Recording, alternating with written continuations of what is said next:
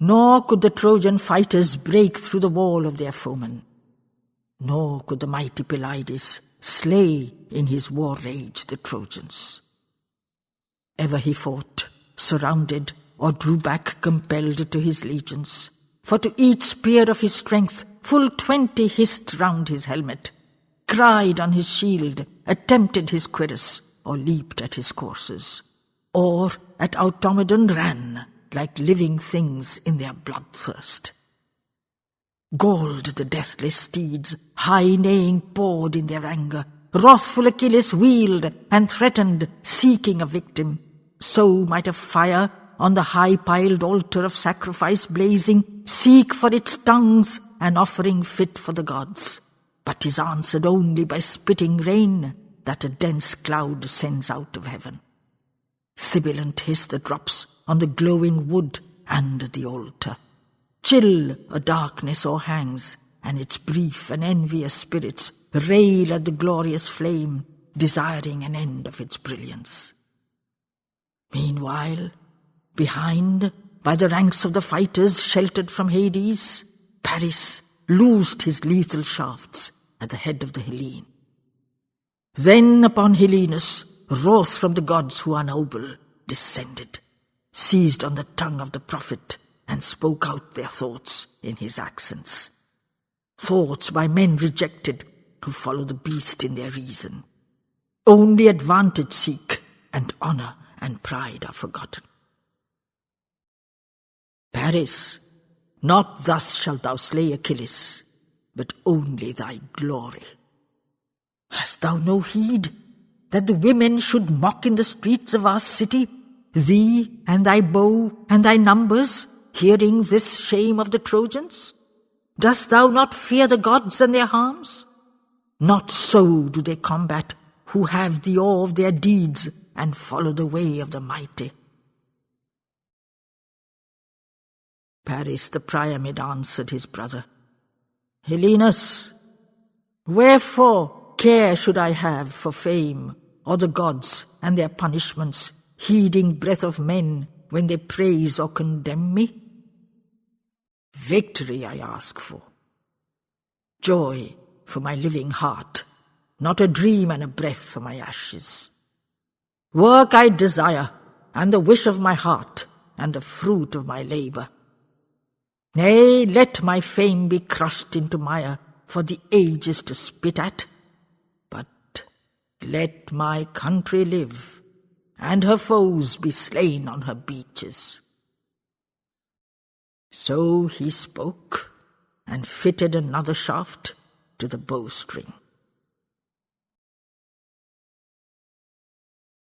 Always they fought, and were locked in a fierce, unyielding combat. But on the Hellene right stood the brothers, stark in their courage, waiting the Ilion horse hooves that checked at the difficult crossing, late arrived through field and through pasture. Zethus, exultant, watched their advent turn, and encouraged the legions behind him. Now is the hour of your highest fame, O ye sons of the Hellenes. These are the iron squadrons. These are the world-famed fighters. Here is a swifter than Memnon. Here is a greater than Hector. Who would fight with the war-weary Trojans, the Lycian remnants, when there are men in the world like these? O Phaeans, we conquer Asia's best today. And you, O my brothers, with courage reap all the good I have won for our lives this morn from Achilles. Glad let our fame go before us, to our mother Erythra waiting, lonely in Thea, desiring death or the eyes of her children. Soon will our sails pursue their herald fame, with our glory bellying out, and the winds. They shall bear o'er the murmurs of ocean, heaped up Ilion's wealth, and the golden bricks of King Priam, and for the halls of our fathers, a famous and noble adornment, bear the beautiful head of the virgin Penthesilea. So he cried, and the Hellenes shouted, a savage rumour, proud of their victories past, and incredulous groan of disaster. Now from the Xanthus, dripping wheeled, came the Aeon war cars, rolling, thunder-voiced with the tramp of the runners behind them, dust like a flag, and dire with the battle cry, full on the Hellenes. They to the mid-plain arrived, where the might of the Hellene brothers waited their onset. Zethus first, with his cry of the cascade, hurrying-footed, headlong, that leaps far down to the valley. Curb, but curb thy advance, O Amazon Penthesilea. These are not Knossos ranks, and these are not levies from Sparta. Hellas spears await thee here, and the Myrmidon fighters. But like the north wind, high and clear, answered Penthesilea. Who art thou, biddest to pause the horse hooves of Penthesilea, Hellene? Thou in thy strength who standest forth from thy shielders? Turn yet, save thy life, for I deem that thou art not Achilles. Zethus the Hellene I am, and Cycnus and Pindus my brothers. Stand at my either side, and thou passest no farther, Bellona. Lioness, turn thou back, for thou canst not here be a hunter. Zethus and Cycnus and Pindus, little you loved then your mother, who in this field that is wide must needs all three perish together, piled on one altar of death by the spear shafts of Penthesilea. Empty forever your halls shall be, childless the age of your father. High she rose to the spear cast, poised like a thunderbolt lifted, forward swung to the blow, and loosed it, hissing and ruthless, straight at the Hellene shield, and it tore through the bronze, and groaning butted and pushed through the cuirass, and split the breast of the hero.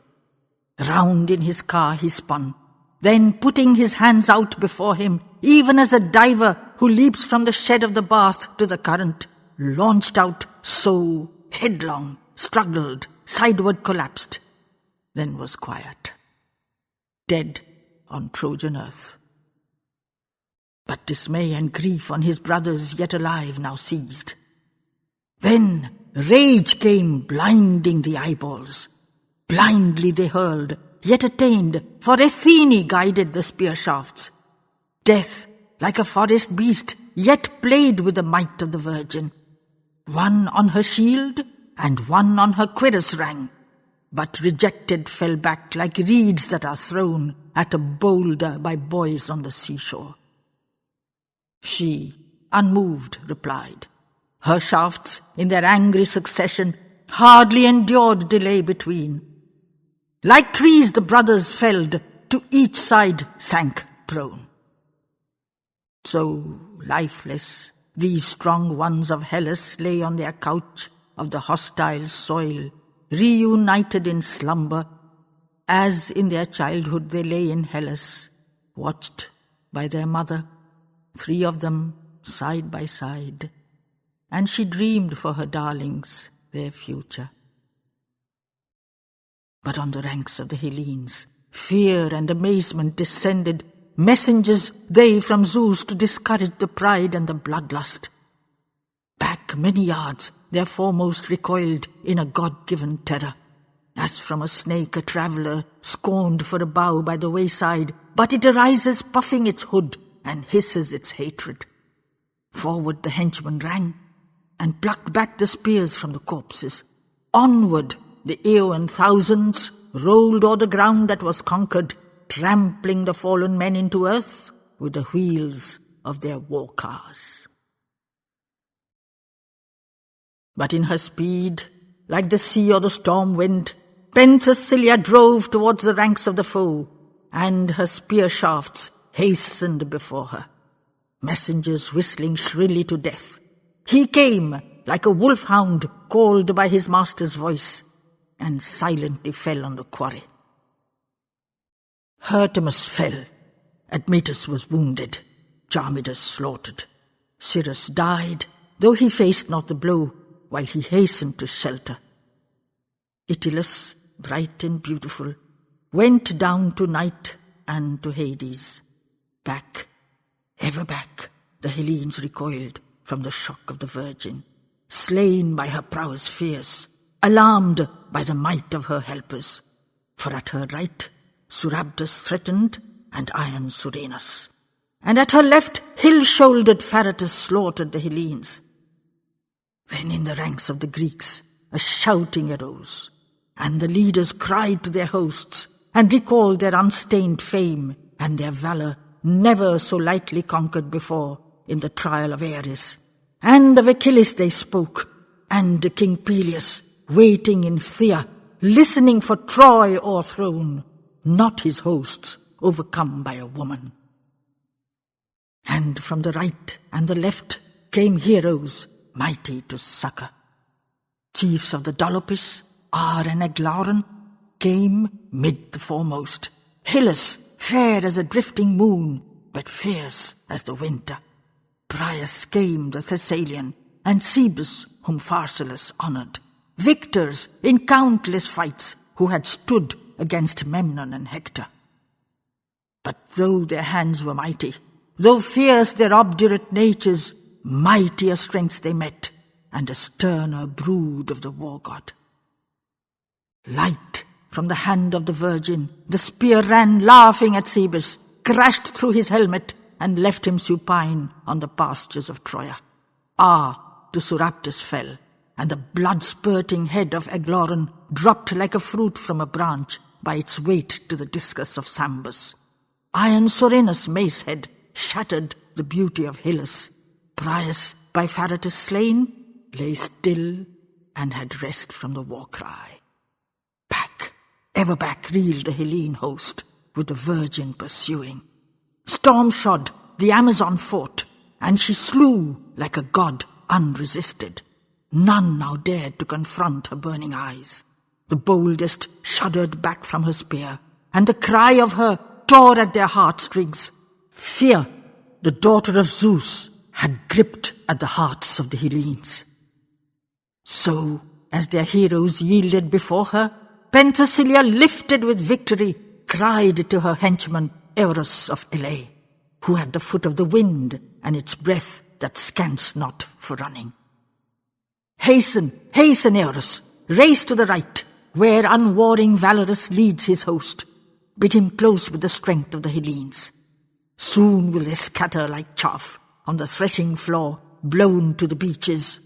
But when he sees their flight, by Sumalus shepherded seaward, swift let him turn like the wind in its paths, and follow me. Pouring all in a victor flood on the Myrmidon left, and Achilles. Then shall no Hellene again dare embark in ships for the Troad. Cursed shall its beaches be to their sons, and forever. So she spoke, and Eurus ran by the chariots protected. Then had all Hellas perished indeed on the beaches of Troas. But from the Argives' right, where she battled, Pallas Athene saw, and was wroth, and she missioned her thought to Automedon speeding. Splendid it came and found him out, mid the hiss of the spear shafts, guiding endangered Achilles' steeds in the thick of the battle. Shaped like a woman clad in armour, and fleeing from battle, helmed with the Hellene crest, it knocked at the gates of his spirit, shaking his hero's heart with the vision that came to his eyeballs. Silent he stared aghast, and turned his ear to the war-din. Dost thou not hear to our right, Achilles, these voices of Ares? High is the sound of Aeaean battle. A woman's war-cry rings in my ears, but faint and sparse come the shouts of our nation. Far behind is their call, and nearer the ships and the beaches. Great Pelides heard, and groaned in the caves of his spirit. It is the doom that I feared, and the fatal madness of Zethus. Slain are the men of my nation, or routed by Penthesilea. Drive, Automedon, drive, lest shame and defeat upon Hellas fasten their seal, and her heroes flee from the strength of a woman. And to the steeds divine, Automedon called, and they hearkened, rose as if seeking their old accustomed paths in the heavens. Then through the ranks that parted, they galloped as gallops the dust cloud when the cyclone is abroad and the high trees snap by the wayside. And from the press of the Hellenes into the plain of the Xanthus, thundering, neighing came with the war car, borne like a dead leaf chased by the blast. Then Athene opened the eyes of Achilles, eyes that in all of us sleep, yet can see the near and the distant. Eyes that the gods in their pity have sealed from the giant confusion, sealed from the bale and the grief. He saw, like one high on a summit, near him the Aeons holding the plain, and out in the distance breaking the Hellene strength. Like a dream in the night he regarded high-crested Sumala's fight, Somarenis swift in the onset, bull-shouldered Tauron's blows, and the hero Artaxerxes. But in the centre fiercest, the cry and the death and the fleeing. There were his chieftains, ever reforming, vainly resistance. Even in defeat, these were Hellenes, and fit to be hosts of Achilles. But like a doom on them thundered the war car of Penthesilea. Phaedratus smote, and Surabdus, and Sambus, and iron Surenus. Down the leaders fell, and the armies reeled towards the ocean. Wroth he cried to his coursers, and fiercely they heard, and they hastened. Swift like a wind o'er the grasses, galloped the cart of Achilles. Echemus followed, Ascanus drove, and Drus, and Thretaon. Phorcys alone in the dust of the Troad lay there and moved not. Yet brought not all of them help to their brothers oppressed in the combat. For from the forefront, forth on the knot of the swift-speeding war cars, high an Aeon chariot came, drawn fast by its coursers, bearing a mighty chieftain, Valorous, son of Supaurus. Fire-footed, thundered past him the hoofs of the heavenly coursers. Nor to his challenging shout, nor his spear, the warlike Pelides answered at all, but made haste like a flood to the throng and the melee. But twixt the chariots behind and their leader, the mighty Aeon drove his dark-maned steeds and stood like a cliff to their onset. Great is your haste, O ye kings of the Greeks. Abide yet, and converse.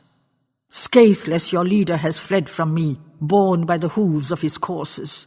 Ye abide, for we meet from far lands on this soil of the Trojans. All of us meet from afar, but not all shall return to their hearthsides. Valorous stays you, O Greeks, and this is the point of his greeting. So, as he spoke, he launched out his spear as a cloud hurls its storm flash, nor from that fatal hand parted vainly the pitiless envoy, but of its bloodthirst had right. Riven through and through with the death stroke, Drus fell prone and tore with dying fingers the grasses.